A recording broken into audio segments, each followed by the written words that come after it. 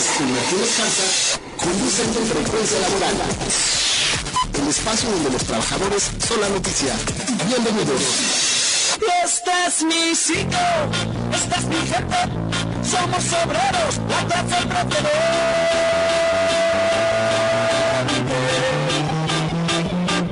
Por eso, hermano proletario, con orgullo yo te canto esta canción. Muy buenos días. Hoy es sábado 2 de julio del 2016. Saludo a nuestro auditorio en el interior del país y a quienes nos contactan en el extranjero a través de nuestro portal www.frecuencialaboral.com. Buenos días, Martín, ¿cómo estás? Hola, muy bien, amigos del auditorio, muy buenos días. Enviamos un saludo a toda la clase trabajadora del país, en especial a nuestros compañeros jubilados y miembros activos en resistencia del Sindicato Mexicano de Electricistas. Iniciamos con Frecuencia Laboral, el espacio en donde los trabajadores son la noticia.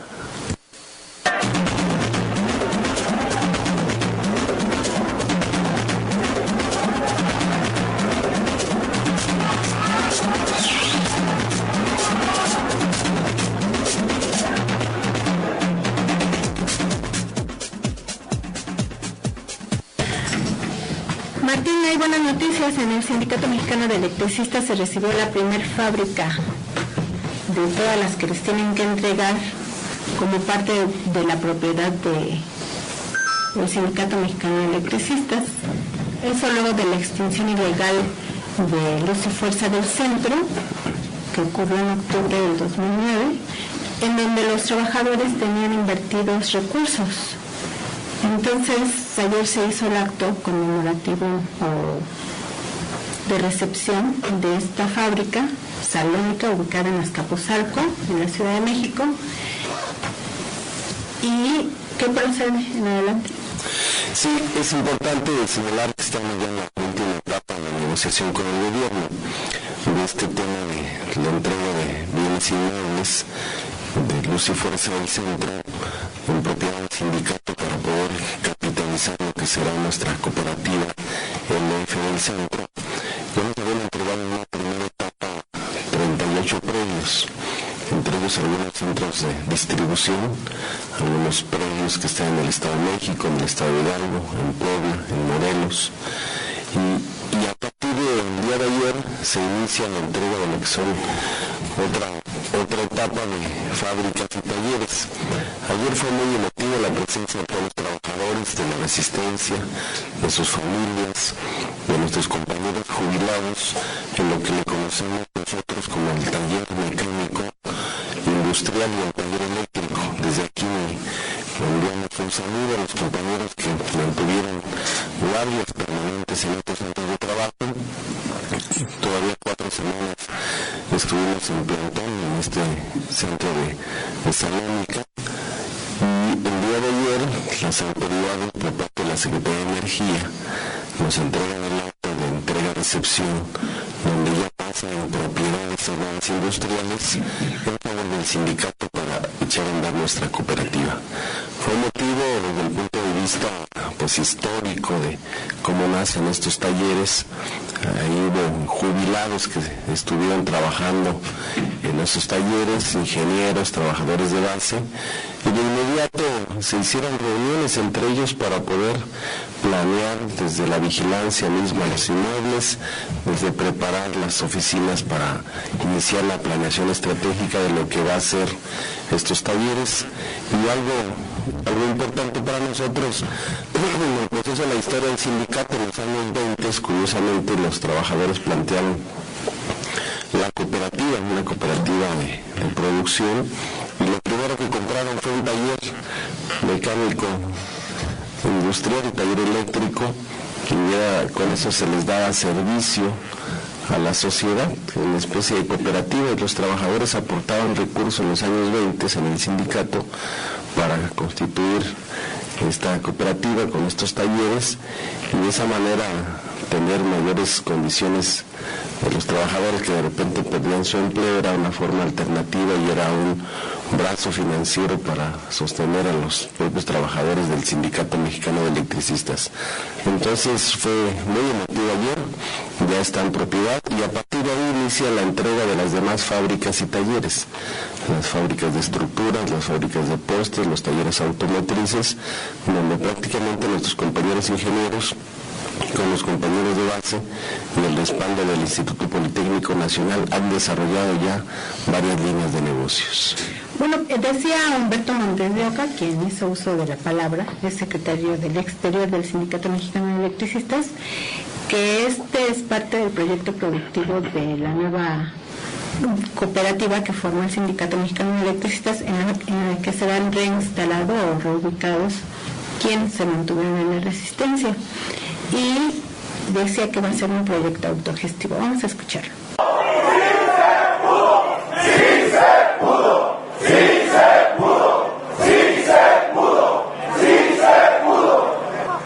Algunos pensaron que no íbamos a regresar y hoy estamos de vuelta. Estamos tomando lo que es nuestro. Nunca dejó de ser de nosotros.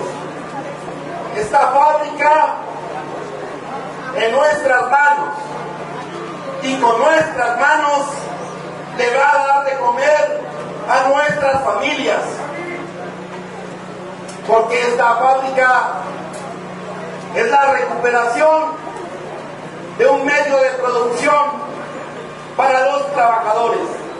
Y esto quiere decir que el sindicato está haciendo historia, porque estamos recuperando medios de producción.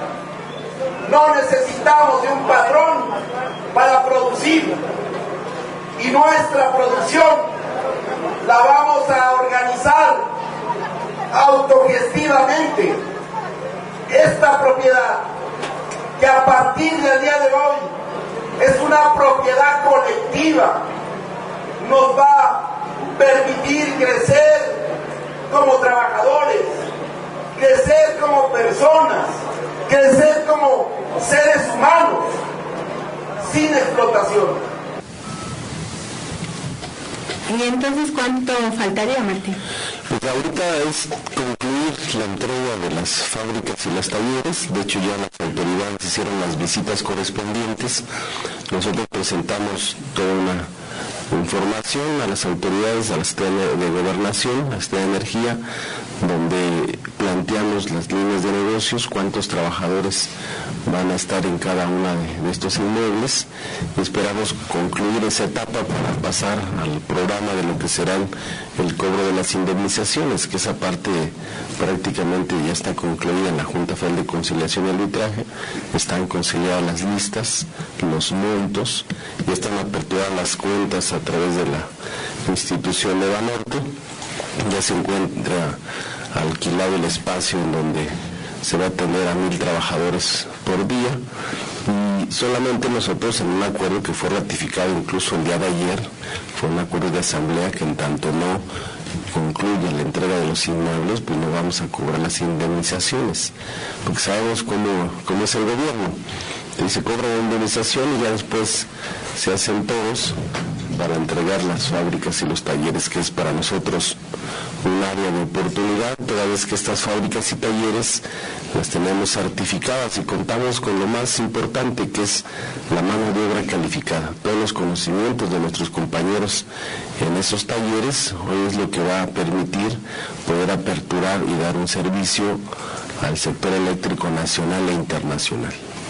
Bueno, y decías ayer que este es un gran logro después de que hemos vivido en los últimos años, en los últimos 30 años, pero de manera más aguda en los últimos 10 años, una política de despojo de todos los bienes nacionales y de los servicios públicos, que se están haciendo reformas estructurales para entregárselas a grupos de capitalistas, sí, pero ni siquiera nacionales, sino transnacionales. Vamos a escuchar lo que dijo ayer Martín Esparza. Compañeras, compañeros, buenas tardes.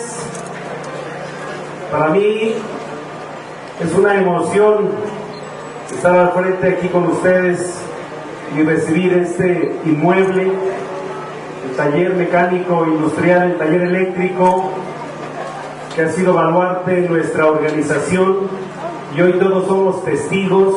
Y aquí ya está el acta donde es en propiedad al sindicato Mexicano de Electricistas, compañeras y compañeros, en propiedad. Es un procedimiento que no ha sido nada fácil, y a partir de este inmueble que recibimos continúa entonces ya la entrega de todas las fábricas y talleres en propiedad al Sindicato Mexicano de Electricistas, compañeras y compañeros. Ya se visitaron todas las fábricas y talleres y sabemos categóricamente que la Comisión Federal de Electricidad no fabrica, no reparan, están metidos en los grandes negocios de comprar productos y servicios en el extranjero o con empresas marca Patito, y lo hemos visto en toda la infraestructura cómo la han echado a perder.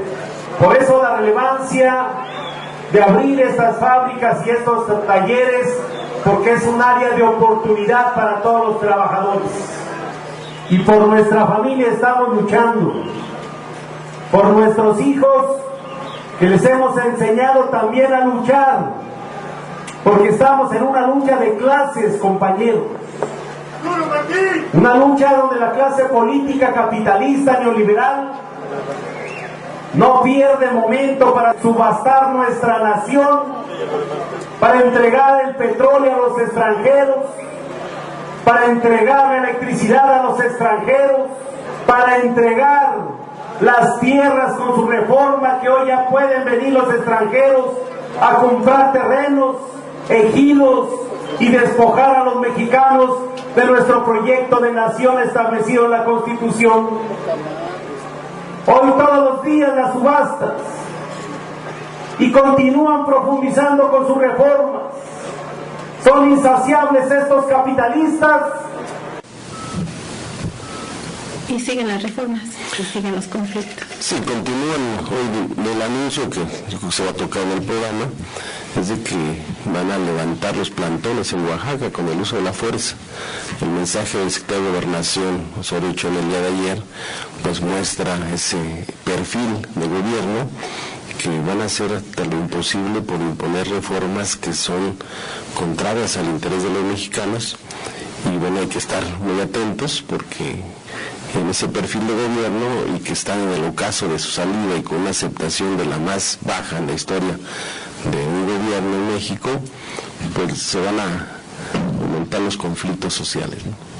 Más bien es una no aceptación, porque realmente el rechazo ha sido grandísimo después de esas 13 reformas estructurales que ha implementado Enrique Peña Nieto y su gobierno, y que han sido avaladas por el Pacto por México, al que se integraron el PRD, todos los partidos micropequeños, como incluyendo el Partido del Trabajo, Nueva Alianza, el Partido Verde, que bueno, estos partidos pues realmente no tienen razón de existir, son nada más avales de lo que hace el gobierno.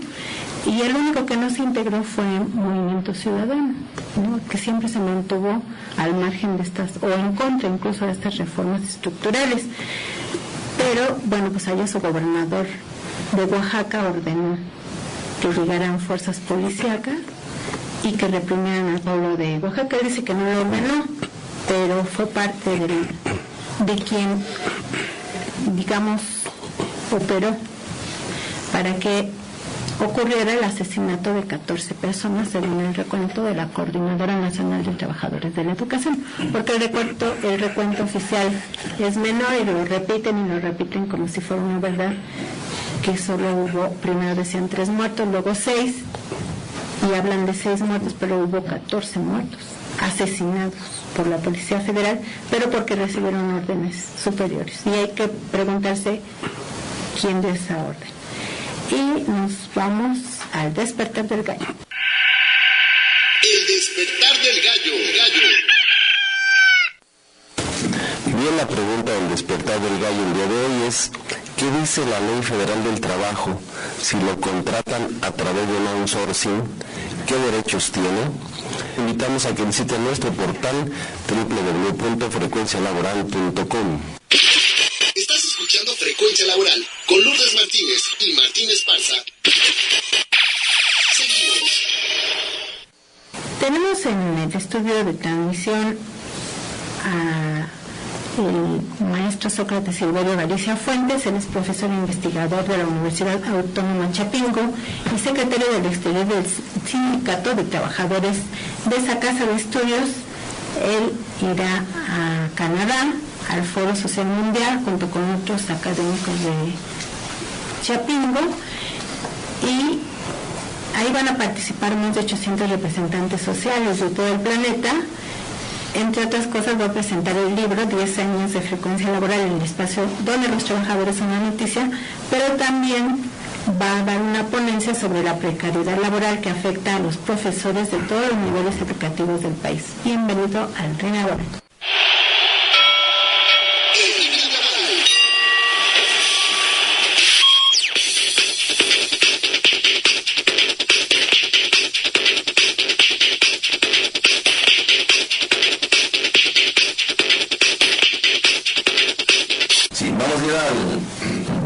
Congreso de la COCAL. La COCAL es una coalición internacional, ¿verdad?, para agrupar ahí a los trabajadores académicos precarios. Bueno, le llaman ellos contingentes, por eso inicia con C, contingente, ¿no? Contingente, o sea, que quiere decir que no tienen un trabajo fijo. Entonces, de lo que voy a hablar ahí en la COCAL precisamente es de esto que aquí en México se la conoce como la homologación. ¿Sí? Voy a señalar que en México actualmente, según datos de la NUYES, existen 3.801 instituciones de educación superior. ¿Sí? De esto cabe señalar que en los últimos 5 años prácticamente se ha duplicado el número de instituciones de educación superior, pero la mayoría son privadas, o bueno, algunas dicen que son escuelas patito, ¿no? Y sobre todo ha crecido en el ámbito del posgrado, o sea, maestrías y doctorados, es donde más instituciones de educación superior se han desarrollado en los últimos 5 años. El total de académicos que laboran en estas 3.800 instituciones es de 274.830 personas. ¿Verdad? Eso según datos de las leyes. Y de ellos, ¿verdad?, son académicos de tiempo completo solamente 65.976, o sea, el 24%, o sea, más o menos la cuarta parte de todos los académicos del país son de tiempo completo. Y la mayoría, o sea, 208, 854, o sea, el 76% no son de tiempo completo, y de los cuales académicos por hora son 191.061, o sea, el 70% de los académicos son por hora. Entonces, esto es a qué van. Aquí en México, pues existe un mito, como en todo el mundo, de que todos los académicos de las instituciones de educación superior pues son como un sector privilegiado. Incluso en un foro que hubo en el Senado sobre seguridad social decían que todos los académicos, todos los personal de las universidades son privilegiados, decían ellos. Pero estos datos muestran una cosa totalmente distinta. O sea, muchos de ellos trabajan por hora, o sea, no tienen un trabajo fijo y tienen que pues andar de un trabajo a otro para poder completar sus ingresos. Entonces, de esto habla pues la precarización. Si damos datos de Estados Unidos, de Canadá y todo esto, la situación es la misma. O sea, a nivel mundial, los trabajadores académicos de las universidades e instituciones de educación superior no tienen un trabajo estable, sino que es en la mayoría de los casos por hora.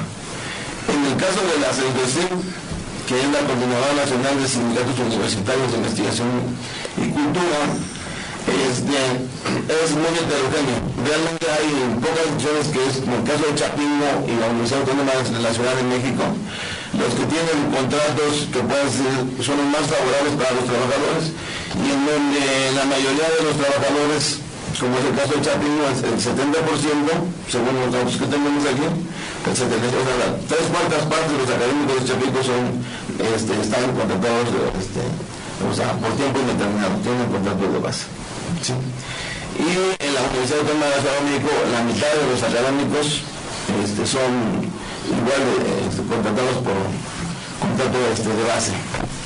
pero son como que la excepción prácticamente, porque la mayoría de los académicos de los grupos que están en las coordinadoras, que son alrededor de 35 sindicatos, representamos alrededor de 30.000 trabajadores de universidades, la mayoría son de provincia. La mayoría son, igual que los datos que acabamos de dar, trabajan por horas. El caso más extremo son los trabajadores de asignatura y asistentes de investigación de la Escuela Nacional de Antropología e Historia. Esos, de acuerdo a los datos que tenemos en la coordinadora, son el caso más extremo, porque ellos no tienen contrato colectivo, apenas han luchado por tener un sindicato, pero aunque supuestamente fue solicitado y registrado, pero fue desconocido por la Junta, entonces acaban de obtener una resolución de la Suprema Corte en apenas les reconocen ese derecho, pero todavía no tienen contrato, o sea, apenas están todavía en esa lucha. Lo que aquí hemos tenido como prueba es que muchos trabajadores académicos luchan por un sindicato y de inmediato los despiden. Eso pasó en la Universidad del Valle de México, incluso le aventaron una bomba molotov a quien estaba organizando el sindicato, que por cierto vivía en Chapingo, era un maestro de la Universidad del Valle de México, y después supongo que los corrieron porque ya no dijeron nada, pero ¿qué pasa también con los de la Universidad de Nesa, del Estado de México? Igual los corrieron, o sea, no quieren que los investigadores y académicos se organicen y tengan mejores condiciones de vida. Sí, y de eso habla precisamente este tema de la homologación, o sea, de la necesidad de que a trabajo igual, ¿verdad?, salario igual y condiciones de trabajo iguales. Es una lucha histórica de los trabajadores, ¿no?, que se sintetizó en esa fórmula en la época de Flores Magón, que en el Partido Liberal Mexicano ya en su programa de 1906 pues dice eso, esa fórmula, ¿no?, dice que a trabajo igual, salario igual, y eso porque a los extranjeros les pagaban más que a los mexicanos en esa época. Pero esto pues no es una realidad en las universidades de México y del mundo. O sea, pueden realizar el mismo trabajo, pero realmente las condiciones son muy heterogéneas. O sea, y en general yo digo que han sido, ¿verdad?, igualados, pero a la baja. O sea, a todos los están poniendo, pero con salarios bajos y malas condiciones de trabajo. De lo que usted acaba de decir, precisamente, CITINTA, por ejemplo, es el Instituto Mexicano de Tecnología del Agua. Ese sindicato tiene apenas foco que se acaba de formar, pero hasta la fecha no puede tener un contrato. Tenían 15 años ellos de que no les aumentaban el salario. Por eso los motivó a organizar un sindicato. Pero aunque ya fue reconocido, ¿verdad?, la Junta local lo desconoció y no permitió que estallara la huelga y tampoco les ha podido aceptar su contrato. Ya obtuvieron una resolución de la Suprema Corte de Justicia diciendo que ellos pertenecen al apartado A y que tienen derecho a un contrato y todo eso, pero aún así la Junta no les reconoce ese derecho. Entonces, o sea, por todos lados le buscan de tal manera de anular las condiciones de trabajo de los académicos. Así es. Bueno, vamos a tener su análisis en nuestro portal www.frecuencialaboral.com. Va a poder leerlo mañana, en la tarde, en la noche, y también va a estar el programa ahí en el portal. Va a poder usted escucharlo nuevamente a partir de las 6, 7 de la tarde de hoy mismo, del sábado. Maestro, se va a ir a Quebec, a Canadá, a también hablar del libro 10 años de frecuencia laboral, el espacio donde los trabajadores son la noticia. Va a llevar, dice usted, 1000 discos, de los cuales nos va a regalar para nosotros donarlos aquí. Sí, ya los estamos reproduciendo, el disco digital, el libro digital, para pues distribuirlo. De hecho, en general, hasta ahorita de lo que hemos presentado van cuatro presentaciones, ¿no?, del libro. Entonces esta sería la quinta presentación, pero pues ya a nivel de un foro social mundial, en donde se esperan, según cálculos, estimaciones, o bueno, es la idea, alrededor de 50,000 personas. 50,000 personas. 800 serán representantes, pero, o sea, no todos son representantes. Se espera que lleguen ahí alrededor de 50,000 personas. y va una delegación mexicana a esto. De hecho, vamos a presentar, aparte de este libro, se va a presentar otro libro de una compañera que se llama Comparezco y Acuso, que es un libro autobiográfico. Ella fue miembro del Frente Urbano Zapatista, o sea, una organización de los 70s, estuvo exiliada en Cuba y estuvo exiliada en Italia. Entonces también se va a presentar el libro. De este libro yo también hice el prólogo se le titulé La Utopía Armada. Entonces hablo pues de esta lucha. En el marco del Foro Social Mundial también habrá una presentación sobre la Asociación Internacional de Derecho a la Energía. Se va a presentar como parte de lo que viene haciendo esta organización, que ya tiene reconocimiento en la Organización de Naciones Unidas. Se está convocando por parte del presidente de esta asociación, que es un canadiense, Richard Powell, está convocando a todos los miembros del secretariado de esta asociación, en el cual él es miembro. Esperamos poder enviar a algún compañero también a hacer lo que estamos haciendo en materia de derecho humano a la electricidad. Bueno, pues ahí vamos a estar. Bueno, también les anuncio, y hasta los invito, porque vamos a organizar pero ya sería para octubre, pero de una vez los comento, una jornada, ¿verdad?, cultural, le llamamos, por una nueva civilización, en donde pues están invitados porque van a hacer muchas actividades en torno a esta cuestión del sindicalismo, los derechos laborales y los derechos humanos. Bueno, y por septiembre me manda la convocatoria para nosotros empezar a anunciarlo un mes antes y que también acuda a nuestro auditorio. Saludamos a los colaboradores voluntarios, Andrea Luna, quien está apoyándonos en las llamadas, está Denise Carmen Moreno. Ella es licenciada especializada en Derecho Laboral. Puede usted hacerle una pregunta si así lo desea, breve por supuesto porque es vía telefónica. También se encuentra Antonio Peregrino Rojo.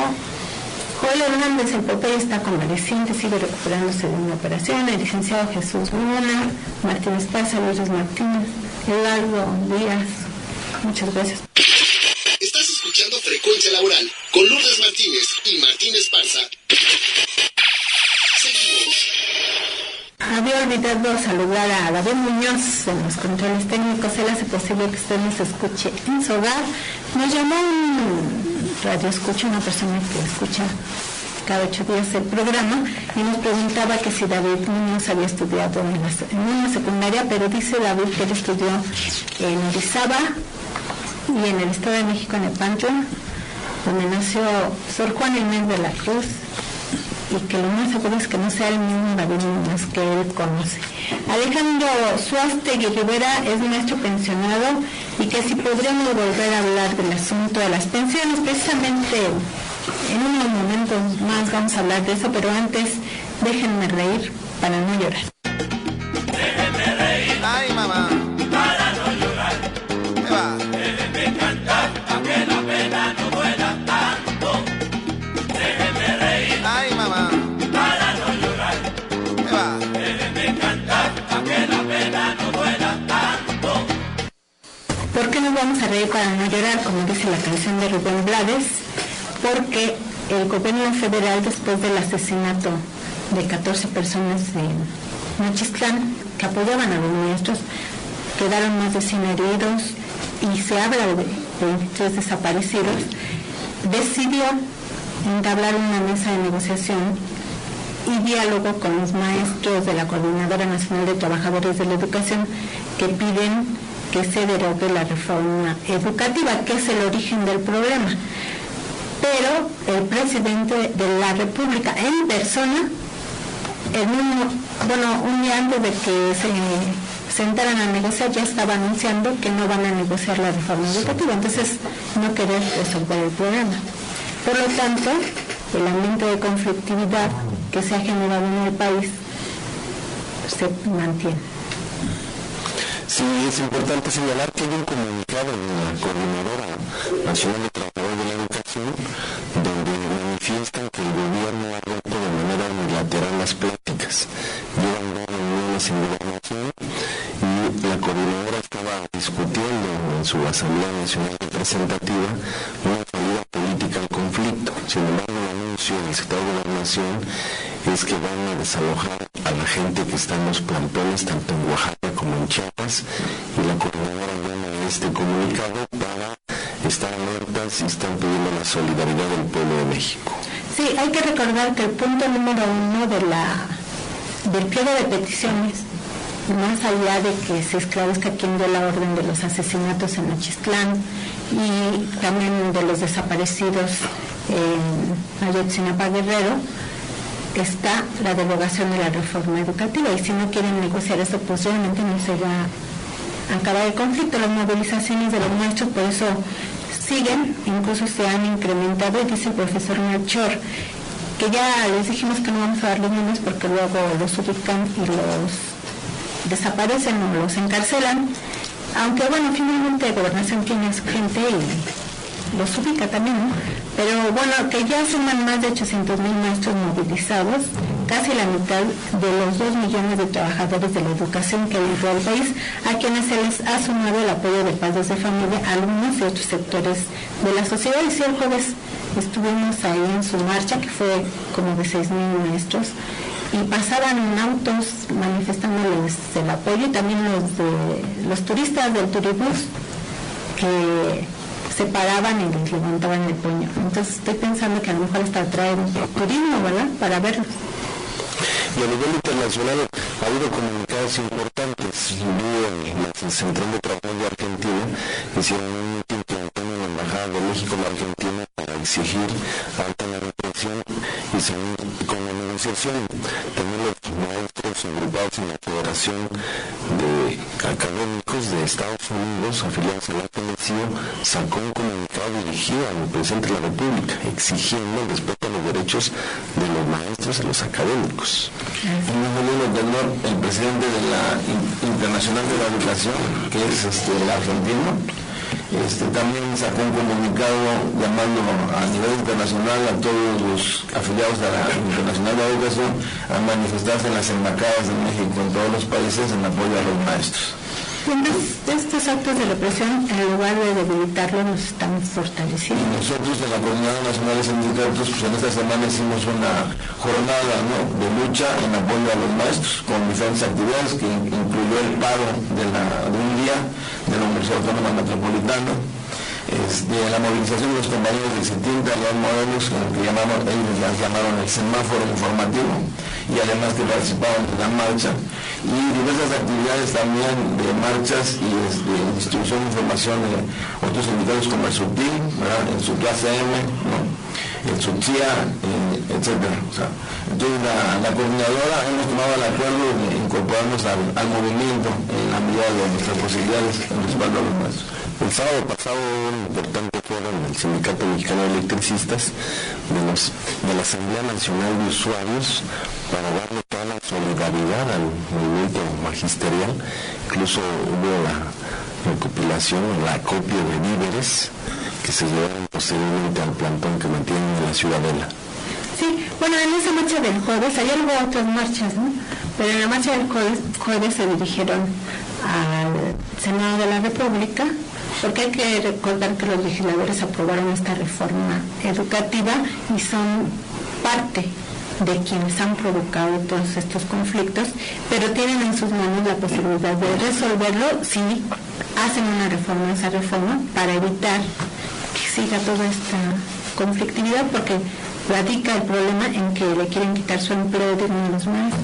Los malos ministros de la Suprema Corte les negaron los amparos que promovieron, con una serie de razonamientos que dicen que es primero el interés de los niños en la educación que el interés de los propios trabajadores. Pero ahí no está también el interés de los niños, hay un grupo que es de Televisa y de TV Azteca que quieren quedarse con la educación privatizada. Los mexicanos que encabeza Claudio X González, que es de Televisa. Un empresario del mismo nombre, pero que no era tan capaz como dijo. Y eso es lo que decía el profesor Sócrates en un momento, cómo se están abriendo las escuelas privadas marca Patito, porque el fin de ellos es acabar con la educación pública, laica, gratuita y obligatoria, y después irse a la educación superior, y que todo se traslade a las escuelas de estos mismos empresarios que están sirviendo para golpetear a los maestros en todas las televisoras. Sí, entonces la pregunta aquí es, ¿cuántos de nosotros tendremos para pagarle a un hijo educación privada desde la primaria hasta la universidad?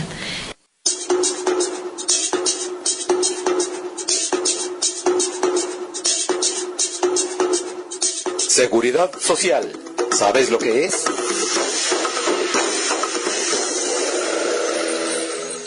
La semana pasada estábamos hablando del derecho que tienen los trabajadores cuando cumplen más de 500 semanas de cotización en Seguro Social de acceder a una pensión y cómo hay abogados doninos que se dedican a gestionar este trámite, pero cobran el primer pago de la pensión, y a veces el primer pago de la pensión es de todo un año, y que por lo tanto los trabajadores deben tener mucho cuidado de qué es lo que firman, ¿no?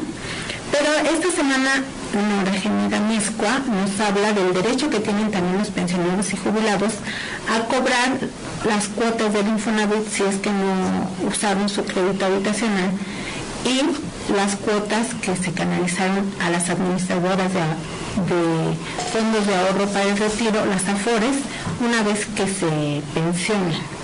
Vamos a escuchar a Nora Gemida Miscua, especialista en seguridad social.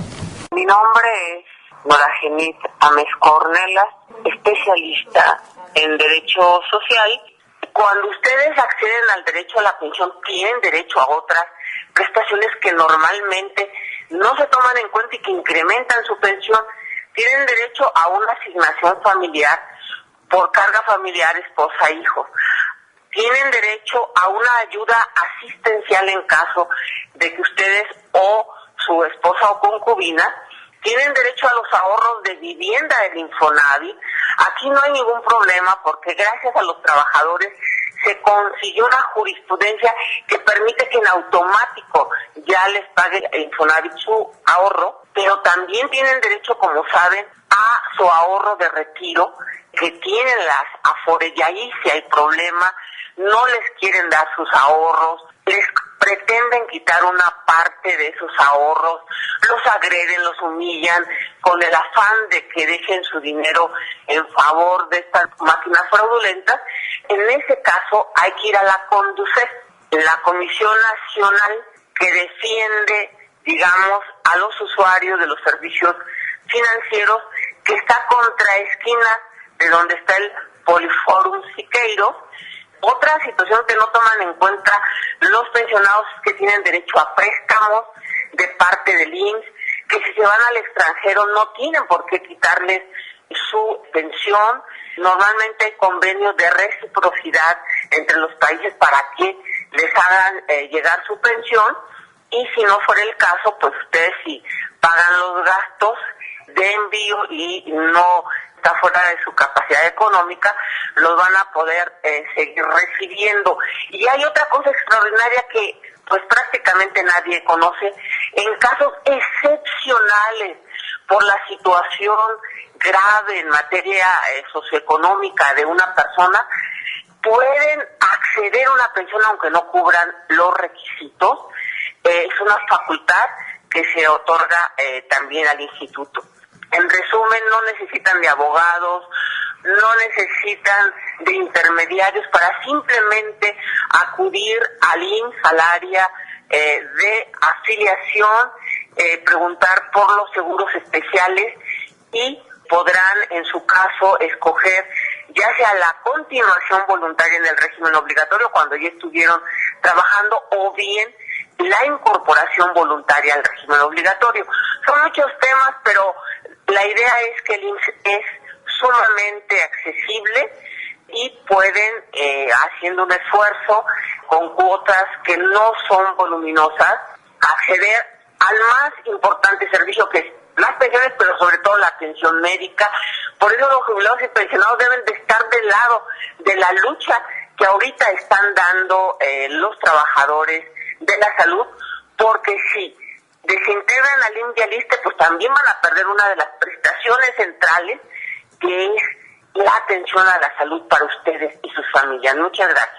¿Qué puede hacer un trabajador cuya AFORE no les quiere regresa el dinero, licenciado? Pues más bien aquí son varios problemas. No solamente se cuestiona de las AFORES, sino de los institutos de seguridad, con complicidad de algunos funcionarios y complicidad, yo creo, de las mismas direcciones de las instituciones que hacen retardar el pago de las pensiones de los trabajadores, y el problema principal es el no reconocimiento de cotizaciones que hacen muchos de estos, con lo cual les merma, en el caso de los afiliados al Seguro Social, la posibilidad de tener una pensión mayor, y en el caso de los pensionados del ISSSTE, el no poder acceder a una pensión.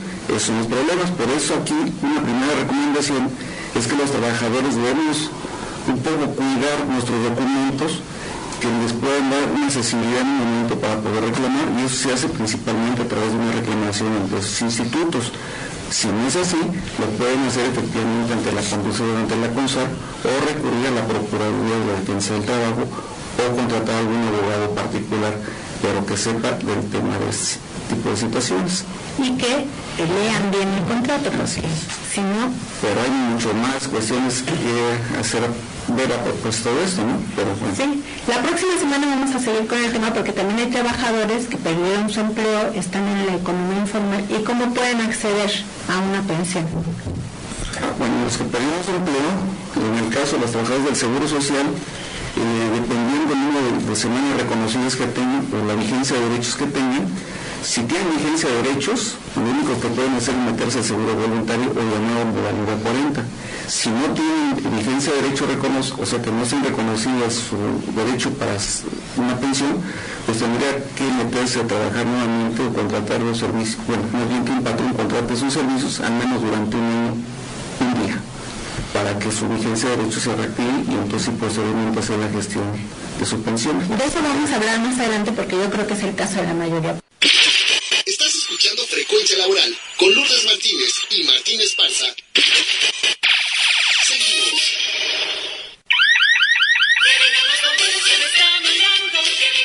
Prevención laboral con el bombero peregrino.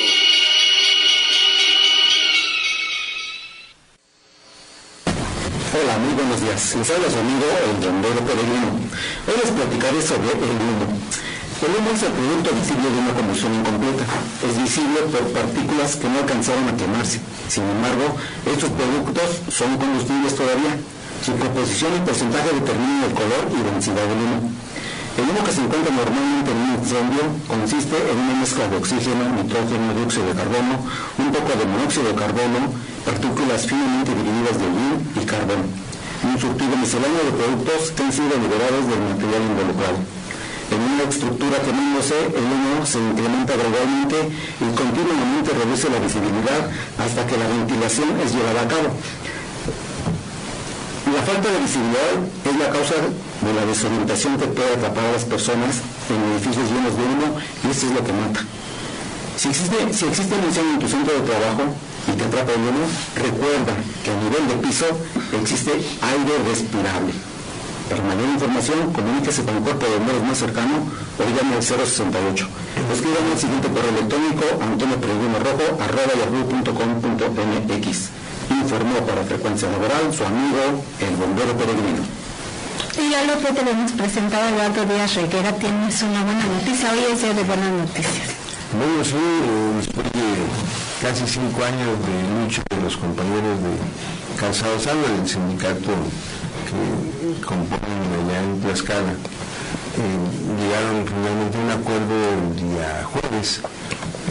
Esto es resultado de una serie de acciones que emprendían los trabajadores, incluso la ida a Suiza y la queja ante la ITE, y la situación de que finalmente los trabajadores en la asamblea pasada decidieran ya no recuperar el puesto de trabajo. Esa fue la decisión de los compañeros, tomaron muy reflexionada y se citó, y así se acordó que el día jueves 30 viniera desde Suiza el representante de BATA, que es la empresa internacional, su filial aquí se llama Calzado Sandra, y llegaron a un acuerdo en donde, si bien antes habían exhibido sus pagos finiquitos, que era una cantidad muy ridícula, finalmente accedieron a otorgar 3 meses de devolución constitucional, 2 días por año, 20 días por año, y además un porcentaje de los salarios caídos, que casi llegan a los 3 años de salarios caídos, claro, con un salario no incrementado, pero realmente este acuerdo se va a concretar en estos días. El domingo hay una asamblea muy importante, ya el viernes se determinarán los cheques. Tenemos en el estudio la presencia de Carlos Magariño y Jorge Herrera. Ellos son de la Confederación de Jubilados, Pensionados y Adultos Mayores de la República Mexicana, y nos traen otra buena noticia. Pero nos vamos al ring ahora.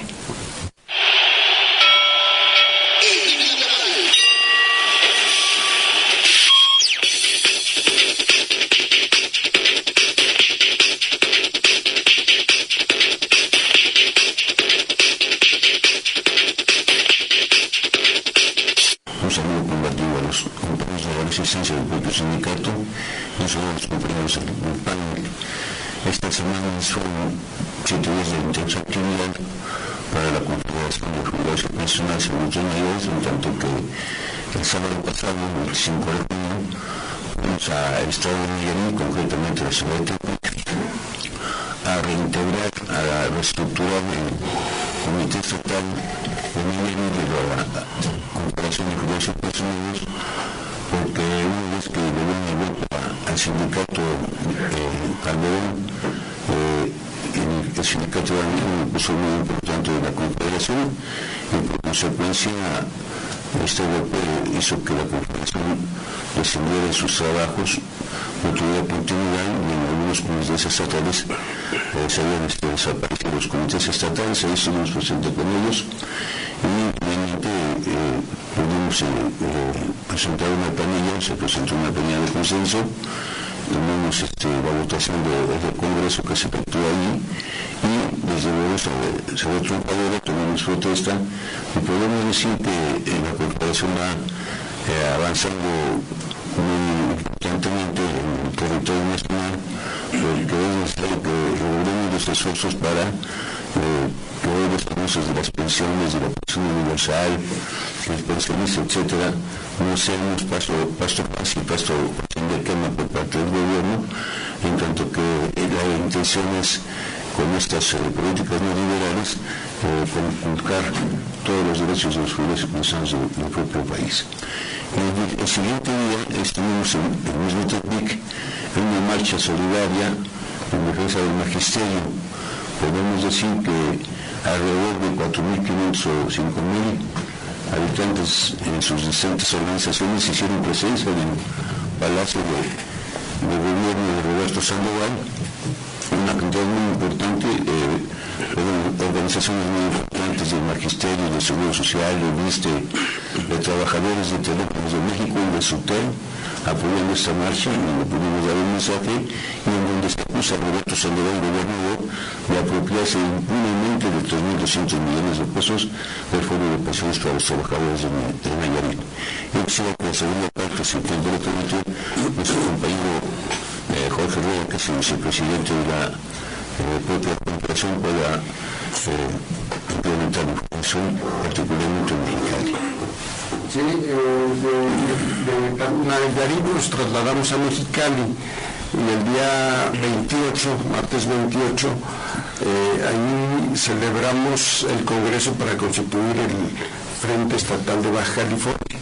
Aquí es importante señalar que no teníamos presencia en Baja California, hoy ya tenemos constituido, también se presentó una planilla plural, amplia, jubilados de diferentes sectores y de las diferentes regiones del Estado, y ese día 28 estuvo por allá con nosotros el compañero Martín, el compañero Humberto, en el local de los compañeros del Sindicato Estatal de Trabajadores de la Educación, el CTBC.